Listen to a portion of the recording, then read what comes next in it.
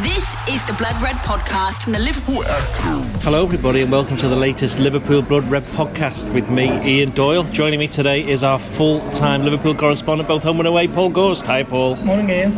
Yeah, it is morning as well, isn't it? What time is it? It's about 10:20 in Frankfurt Airport. Now we're joined by two fine gentlemen. First up, it's formerly of our parish. It's Chris Bascombe, now the Telegraph. Hello everybody. How are you doing? I'm alright. Just had me fried egg, so I'm alright now. Frankfurt. Not sure about the bacon. Far too smoked at Frankfurt Airport, if anyone's asking. And making his debut from the Press Association. You may know him as cameraman Carl. We know him as Carl Markham. Hi, Carl. Hi. The only journalist on first name terms with Jurgen Klopp. Yes. We have been rebranded. We're now PA Media, not Press Association. Oh, really? Sorry. Yeah. I'm ever so sorry. Yeah, our multi-1,000-pound rebrand obviously passed you by. Is the Telegraph still called the Telegraph or the Boris Johnson newspaper? Telegraph Media Group. Oh, sorry. And I would say I'm a representation of the sports section. I'd say no more than that. Who do we work for? Reach PLC. That's the one. Yeah, that's the got one. all the corporate plugs in and we're okay. Right, Paul, I know that you were not at Bournemouth at the weekend. I was. I know you've seen the highlights though. Liverpool 3-0 victors, and for once it was fairly straightforward. It was another game where Jurgen Klopp rings the changes and the players who've come into the team and answered the call. No more so than Naby Keita, who thought, well, from what I've seen, seemed to enjoy one of his best games for Liverpool. Absolutely cut them to ribbons with the assist from Mo Salah and the flip side of that goal where Salah backheels it into his path was one of Liverpool's goals of the season, I thought. Almost two in man, everyone done a job. Jordan Henderson shining once again from your ratings, Doyle. So yeah, another week where Klopp can ring the changes at the busy time of the season, and the players who've come in have basically made sure that the drop off in quality isn't too much. So can't ask for more than that at the moment. Kristen, sorry, go, Carl. I think Twitter must have been really conflicted at the weekend. I didn't really pay much attention to it, but Keita had a great game, but Henderson played and also had a great game. So I don't know how the social media reaction was to that, because they're obviously opposite ends of the spectrum when it comes to social media. And Milner also had a good game, so lots of heads fell off, as they'd say in Liverpool. But everyone loves Milner, don't they? Everyone loves Milner. Do you love Milner? Yes. Good.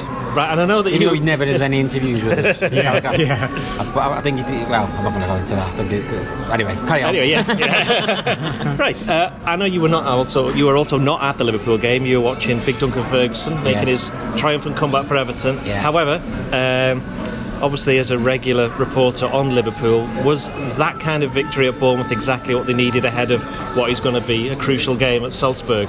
I think so. I kind of almost.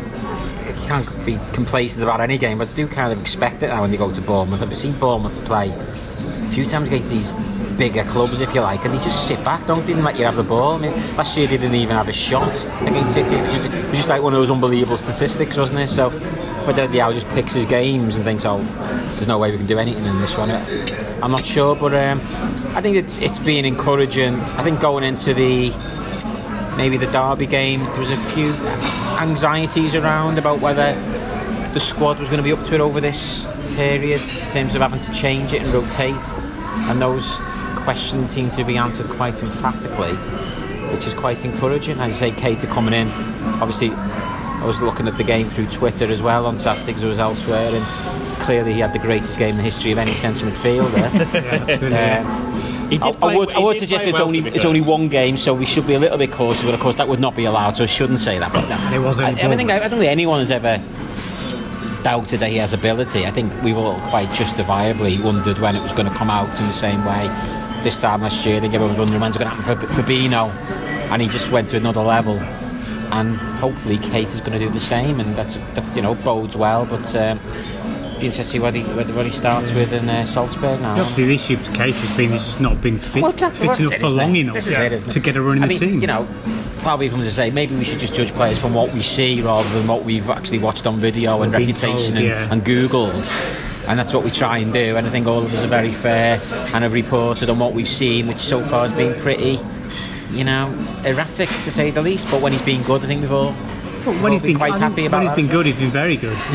But most of the time, he hasn't been very good at all. And partly that's due to injuries, partly that's probably not due to playing a lot of games. Well, there was a game he was shown up by Curtis Jones. What was the game of that one? Arsenal. That was Arsenal in the League Cup, yeah. So, but yeah, he wouldn't have paid that much money. I think he's the only one really since Klopp signed who hasn't actually exploded, isn't he? So maybe do you feel as though he maybe suffered from the fact he had that full year build-up? Could be, Before they actually signed him.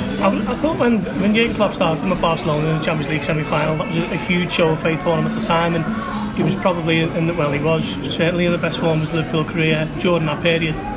25 minutes in, he pulls up with a ducting injury which set him back. He rushed himself back fifth for the African Cup of Nations, only played half a game there, I think.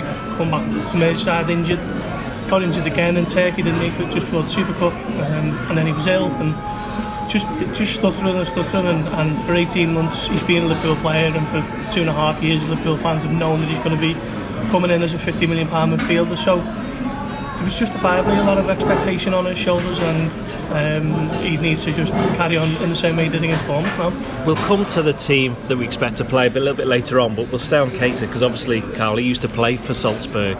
Would we expect him to start on Tuesday? A little bit of inside knowledge? I don't think so. I mean, he played on Saturday. He's not played that many games. I'm sure you expect him to play 2 games. I know he's probably fit enough to do that, but I just think, looking at the way Klopp has selected his team for the last 2 games, it's almost like it was geared towards this game. He rested Salah and Firmino against Everton, rested Mane against Bournemouth. I know they were needed a rest anyway, but almost like he's trying to rest his key players for what is the key game of this month. Gini didn't start it. No, Wijnaldum had a minor injury. Was he on the bench? No, he wasn't. He wasn't involved. Neither was Lallana, and basically, if it had been a Champions League semi-final, Wijnaldum would have played. So I would imagine he might be. You would imagine it's going to be Wijnaldum, Henderson, and then there's one other, isn't there? Is it going to be Ox or Milner? Isn't it? That's what you'd have thought. Milner or Ox. Usually it's Milner. Yeah. So what does that say about Keita though? Because this is a stadium where he's played loads of times. He'll know the ins and outs, the intricacies of the place. And is it simply because down to his fitness and the fact he's not been playing, and then he played the 90 minutes? Because I think it was only his 6th 90-minute performance in the Premier League ever. Yeah, I think it probably is, but I mean, no one plays a stadium. He's always saying he knows the place and he knows some of the players maybe on the environment, but no one plays that. And it's in terms of the magnitude of the game. I know they need a draw to get through, but it is a game they've got to get something from, and I think Klopp, time and time again, has always gone tried and trusted in the big key games when he knows he needs a result. He goes for tried and trusted midfield, which we know is the same 3. Now Liverpool, as you've just mentioned, they only need a draw. They went 13 games without a clean sheet, Chris. They got the clean sheet against Bournemouth. Clean sheets on Tuesday, that gets them through, but they're playing against a Salzburg side who I think, just reading this here, I think they've scored 94 goals in 25 games this season. So I think Klopp's going to approach it and think, get the 3 away goals. That's what they need to do, don't they? Need to cancel out the away goals. It's like it's basically a 2-legged game now, isn't it? So Liverpool are 4-3 up after the first leg. So it's a very bold way of going for it. We could draw. Yeah, we could draw this game. Let's try and score 3 away goals. He's got to. I mean, the option of sort of sit. He could think, well, they've got to go for it. We can hit them on the cap, which is probably what he will do. But I still think in his head, he'll be thinking we can score 3. And that'll just kill it then, won't it? There's no way they're going to get beat 5-3, he says. But but I mean, what happens if they do get beat 4-3? Does it go to? Anyone work that one out? Or? It depends on what Napoli do. This is why it gets very, very confusing. Well, Napoli are going to win, aren't they? Let's presume Napoli are going to win. I think if Liverpool win 4-3, the goal difference is better, so they would finish against Salzburg. I'm pretty sure that's right. So if Liverpool score 3, it's pretty much done and dusted. I think he's the way Salzburg play. It should play into Liverpool's hands, shouldn't it? I mean, there's not many sides have a goal at Liverpool ever. I think the last side to do it was probably Norwich, first game of the season, was it? So that's there, Well, actually, Salzburg did it as well, and they were 3-0 down after half an hour, and that game should have been completely finished with. And Liverpool just did what they've done, unfortunately, a few times, just gone to sleep when the game won. They won't make that mistake again. Hopefully, Lovren will be okay. We'll find out later. But it's got a bit of a funny feel about it, this game, but I think this is a kind of moment for Liverpool to just say, this is why we're European champions, better than Salzburg, and just do the business. I've just done a little check, by the way. They'd need to score 4-3. They would go out on goals really? scored. Yeah, Okay. So will they be going for the bold 4, score the 4? Four goals then. I think we'll need to score more than 2 in the game, whatever. So you think they're going to score 3, Salzburg? Well, no, I think Salzburg will at least score. Yeah. So I think you know, and at least score 1 just the way they play. So I think you've got to, you can't be looking thinking we'll draw 0-0 or draw 1-1. I think you've got to be looking to get goals on the board. I think just because of the way Salzburg play, because as Chris referred to there at Anfield, they dead and buried at 3-0, and then it feels a little bit like that. It's going to the game like that when they went to the Hoffenheim for that qualifier, where you knew Hoffenheim with this kind of flamboyant. Yeah. They were going to play to their principles, tough night, but Liverpool just had the quality in the end. It feels a bit like that, but that was the first leg, wasn't it? And they have a mildly outspoken manager as well, don't they? Yes. Yes, Jesse Marsch. I think a big element of this game is the fact that Erling Haaland's fit for Salzburg. He was obviously ill and on the bench, wasn't he, at Anfield, and come off it and scored it in 2 minutes, but he's going to be in from the off, and he scored 28 in 21 games this season, only 19 years of age, and if you read the reports, he's got every club in Europe after him, so he's going to be fire and fit, and it'll be a tough night for Virgil van Dijk.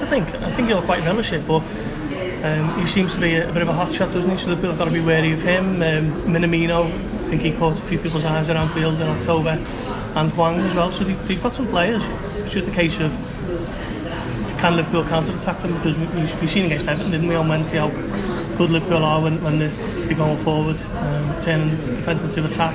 Probably the best team in the world for me for doing that. I think Liverpool can catch them doing that, but it's a case of can they shut them out, because so far they haven't been anywhere near the best of the best. In some ways, is the fact that Salzburg scored those 3 goals against Liverpool, well, that helped Liverpool in this case, because there won't be any kind of, they'll know exactly what they're up against. You know, if say Liverpool had won that game 4 or 5-0, they might go into the game, this one, and think, you know, these aren't good, we know we can beat them, but because they were given such a fright.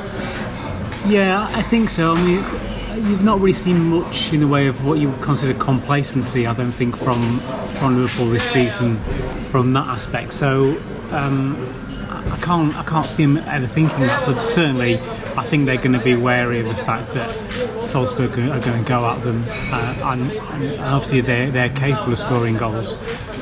So I think that's why I think they've got a lot to score themselves, and I think they'll just keep it a bit more honest.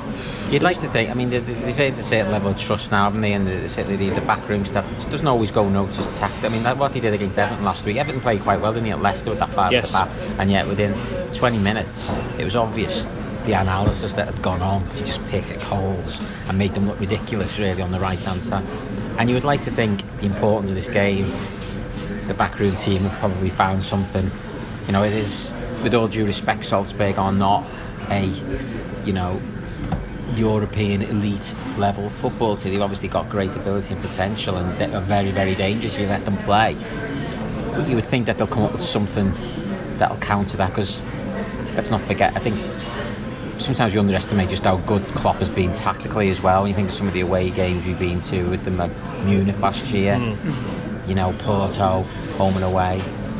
Even Barcelona last year, it was only because they didn't take the chances. So I think it just feels a bit tricky, because, you know, anything can happen in a game, doesn't it? But I just feel if Liverpool turn up, and they have done pretty much for the last 2.5 years, you shouldn't really be too nervous about it. The Blood Red Podcast from the Liverpool Echo.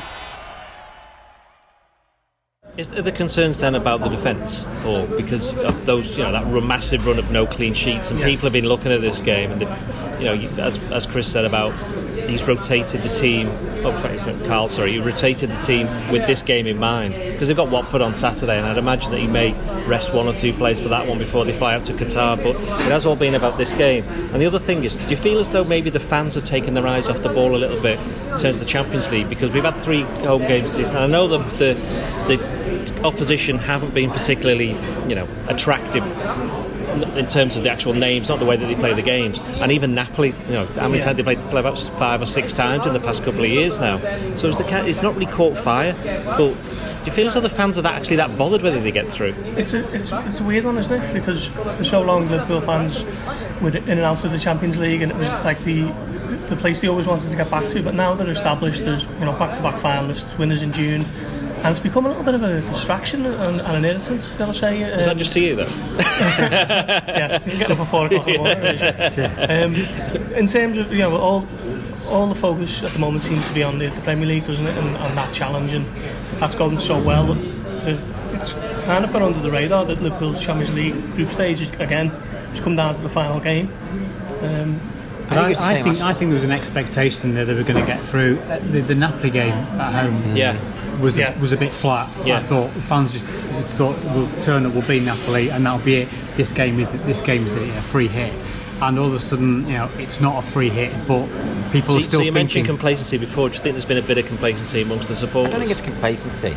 Is it expectation? I don't even know. I think there is no doubt about it that everybody wants the Premier League, and I don't think it was any different last year. Actually, I think that our memories get saved a little bit because of what happened against Barcelona. But if you actually remember the Bayern game, I thought that was quite, they sort of were quite deferential when he came, didn't they? So they were tourists, and I think that affected the atmosphere. I don't remember the atmosphere against, Red Star being particularly. The Napoli one was because it was the last game and everyone got up for it. In a way that they didn't in the last. Yeah. PSG, they were up for that one. That was a good game. Yes, PSG the first game definitely. Yeah. Porto, I don't remember being. Again, they did all the work, the damage really. Again, they got two quite a straightforward win. Yeah. It was only when the Barcelona, for obvious reasons, one, it's Barcelona, and two, they knew the league was gone. That Champions League was the only moment in the season when the Champions League became the priority. Yeah, but I think having reached two finals in the last 2 seasons, there's almost the competition doesn't come alive until the group stages, and the latter group stages for Liverpool. And I think fans are just thinking, well, we're going to get to the group, we're going to get to the knockout stages because we've got to the final the last 2 years. So it's almost like it's a given that they're going to get to the knockout stages when. It would have been had they done their job against. If it goes wrong, it's going to be a classic. You don't know what you got till it's gone feeling. People will be absolutely devastated come February, March when this is going on, and Liverpool are in some Europa League nonsense. It'll be like what But I do almost think it is. We're in this funny time, aren't we? Everyone's so desperate for that first league title, and a normality would be restored. I think if Liverpool were to win the league this year, and the Champions League would suddenly become let's win that again. Because Liverpool trying to do it the wrong way around. Aren't they? Normally you win the league and the obsession becomes the Champions League. Liverpool have done it. The only club in the world at the moment who think the domestic title means more than the European title. Now, Gorsty, Liverpool have obviously had a bit of experience of these last game deciders. They beat Napoli 1-0 last year, a game they needed to win. I think that's right, they needed to win. And then they only needed a point against Spartak Moscow and won about 17-0 or something, whatever it was in the end. But both those were at Anfield. This is different. I think, I'm going off the top of my memory, they needed to win in Marseille 2007, won 4-0. Yeah. They were 2-0 up after about 10 minutes, seem to recall. It was cold that night, wasn't it? You were there, it was freezing that night. And Rafa's job was on the line. Yeah, and it was around the coaching. It was. Coaching and training the team. But the other one was Bâle away, 3-3. It went a bit wrong. Switzerland is near Austria as well. It's kind of like near Austria. Wow. And even Bâle at home as well, much more recently, 2014. So it's not like every single time Liverpool have been in these last game decides they've come through, but recently they've been able to do it. They've shown that they can keep the nerve all the way through last season. They've shown it this season with so many games, winning it at the last couple of minutes. Are you confident that will help them in this particular game, or are we in danger of perhaps overplaying Salzburg? Because Liverpool are the European champions; they are 8 points clear at the top of the Premier League. Salzburg have scored loads of goals, but that's in Austria.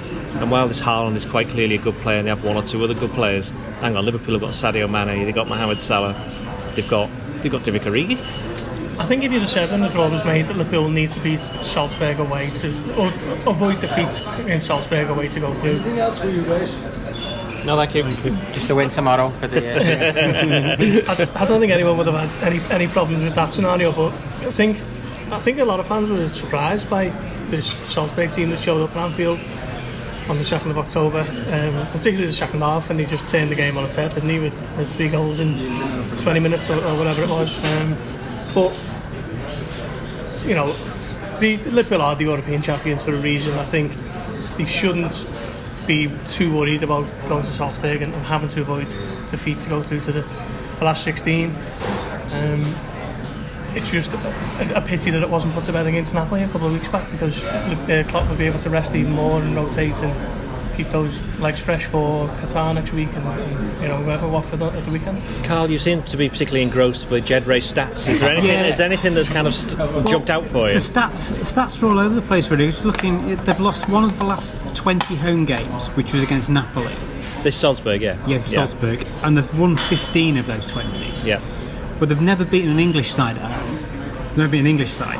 But they've also kept one clean sheet in the last 6 games, home and away. So there's nothing in the stats that's really can point to what sort of Salzburg are going to turn up. I just think is this going to be on Liverpool then? It depends what Liverpool turns up. Yeah, I think so. Yeah. If Salzburg were at home, you dispassionate about it, and you were looking out and Salzburg were at home to Barcelona tonight or Real Madrid or PSG, you just wouldn't even think twice, would you? And it's only because you're in following the team and you've got kind of, I suppose, vested interest in getting through. You allow these anxieties to evolve, but if Liverpool turn up, they're going to win. I mean, that's the way. Unless there's going to be, there are great variables like Alisson getting bored and getting himself sent off again.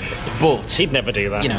Injuries and stuff like that. But if things go as they should, if there's any logic at all, Liverpool will get it done. But it's just, the problem is they got themselves into this situation. It's really, I think it's that Napoli game away, isn't it? They ended up completely under control. 0-0 would have been enough. Yeah.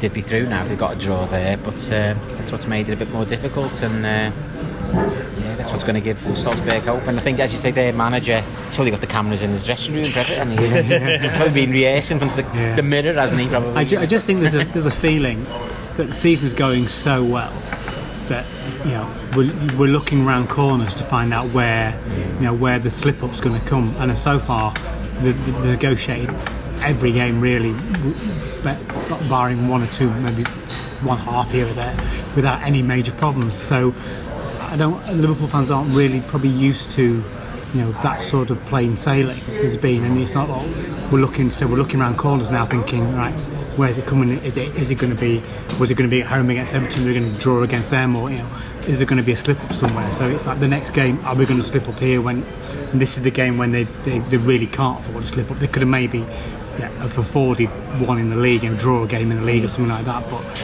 this is a game where they cannot afford to slip up. Just one final thing before we look at what we reckon the team's going to be. Chris, Joe Gomez played against Salzburg as centre-back. Wasn't particularly great. No. He's had a bit of a difficult time this season. Obviously, he got over the broken leg that he suffered. It's 12 months ago now that he suffered that, and he's been back since April. But he hasn't quite seen, for various reasons, not being top form. He had to move to centre-back at Bournemouth on Saturday, and if Lovren doesn't make it, he'll be there again. Now, could this be a big evening for him? There's any doubt about that, yeah. I think they'll target Joe Gomez, won't they? I mean, Haaland plays, they'll be saying keep away from Van Dijk and go on to Joe. Look, he's got to deliver that, isn't he? I mean, I don't think anyone would be more aware than that than himself. But that's why he's a Liverpool player, that's why they believe in him, and he's got to do it. And I don't know whether anyone particularly wants to be negative about that, because he has proven himself a top centre-back. He has gone through a difficult time, but I do think his performance in the home game probably was a lot to do, unfortunately, single him out. But the way they came back into it, as Carl just said before, maybe it's not such a bad thing that it did happen there then, and you're better finding out then what you've got to work on, where you need to improve, rather than have it happen in the away game when it's all on the line. But I think he's got enough about him to sort of deal with that, and if he has to play, he has to step it up. He's got to trust him, supposed to do that. He'll be helped by Van Dijk. Van Dijk will be making sure he's, the senior partner in that anyway. So. Yeah, I think obviously Gomez doesn't benefit from the fact that he's also asked to fill in at right back sometimes. I think he just needs a run at centre back. I mean, let's face it, maybe not the start of this season, but the start of last season, he was seen as Van Dijk's preferred partner, and maybe even after the Matip played so well last season, there was still an expectation that Gomez would be further up the pecking order than what he has been this season. I mean, he's his fourth choice centre back behind Lovren and Matip. How old is he now? He's 22. 23, I think. Yeah. So he's not in terms of centre back. Yeah, he's got 10 years probably before he comes to real prime. But I just think he just needs a bit of a run at centre back rather than being say, can you do as a job at right back, which I don't think he's that comfortable doing. He obviously does it because he has to do a job there, but I don't think anyone sees him as a long-term option at right back. Yeah, no, I agree completely. I think you're seeing a centre back trying to do a passing impression of one of the best right backs in Europe in Trent Alexander-Arnold, and it just doesn't work for me. Seen that against, was it Napoli recently? Yeah. It was a couple of times and he got in down the right in the second half and overhit the cross and whatever. It's just not his game. So if he's gonna play for me, he has to play centre back, and it's been a tough year for him, hasn't it?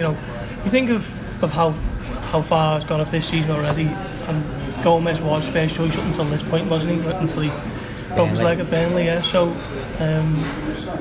if he comes in for Lovren tomorrow night, it's a big chance for him to put his best foot forward and try and kind of show Klopp that I'm still here as well, because Lovren is no doubt about it now is ahead of him. While Matip's out. Right, we'll just quickly go through the team and what we think the team's going to be. Alisson in goal. No one thinking Adrian. No. Okay, right. I'm assuming we're saying Robertson and Trent. Yeah. Van Dijk and who? If Lovren's fit, would fit. It was supposed to be cramped, wasn't it? Did you see on Saturday? It was cramped. Yeah, but you're still. It's Lovren, isn't it? He never ever plays more than 6 games in a row. Yeah. Just that he has a. That was his injury. That was his 6th game. Gomez. Yes. I think if Lovren's anywhere near fit, he plays Lovren. Do you agree with that? 80% fit. I think he plays him. Okay, midfield. Those were the interesting. I think it's the tried and trusted 3: Milner, Henderson, Wijnaldum. Absolutely, yeah, without doubt. No, agree. Yeah, I mean, I'd love to give Keita a shout, but I just think Klopp probably trusts that midfield a little bit more away from home. No shouts for Ox. No shouts for Shaqiri somewhere else. Ox has got a fair.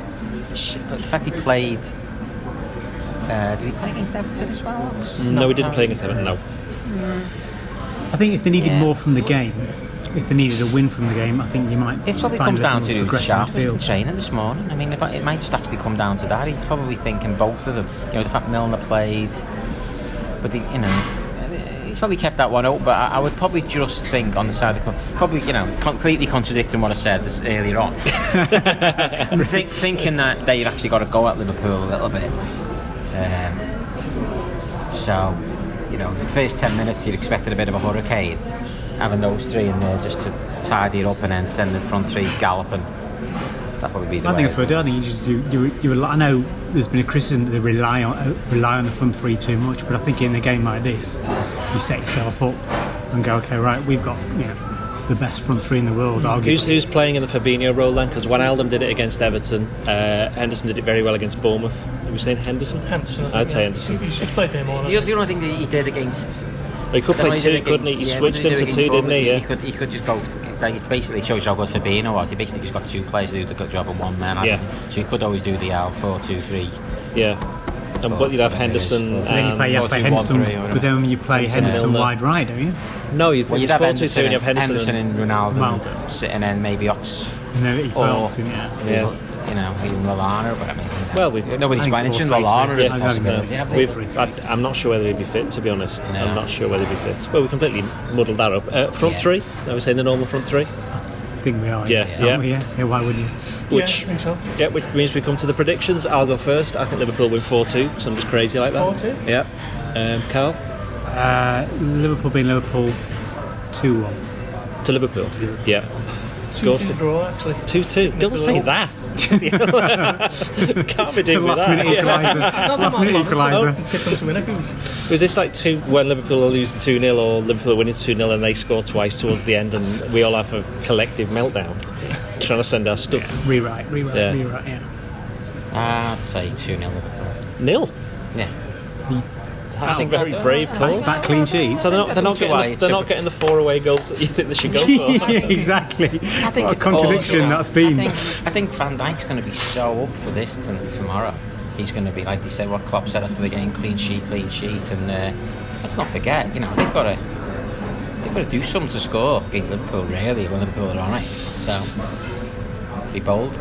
We say that, but everyone scored against Liverpool. Yeah, that's true. and how many of them have been worldies or brilliant goals? Isn't it actually defensive record still?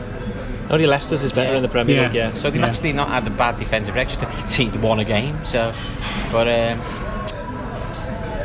think they know how important this one is. So. Right, that should do us. Join us after the game, where we'll be talking about a 5-5 draw. Cheerio. You've been listening to the Blood Red podcast from the Liverpool Echo.